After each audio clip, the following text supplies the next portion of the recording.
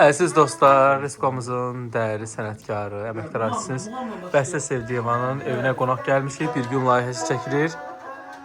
Dəyərli operatorlarımız da buradadır. Bəstə xanımın oğlu Ayxan da buradadır. Xoş gördük. Bəstə xanımın doğum günü ərəfəsində möhtəşəm bir veriliş çəkilir. Əziz dostlar.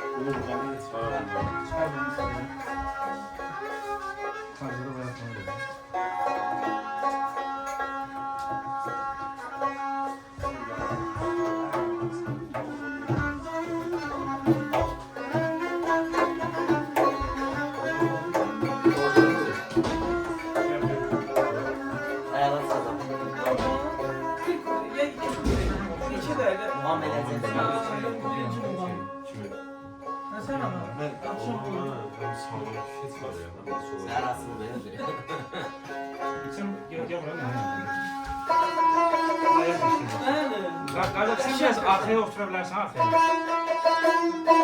Biraz arxaya. Üzü kameraya, üzü kameraya. Değil de başlayanda değil. Sen ana qəşəng görürsən. Yox, çox yox. Soba belə, bu qaydadır.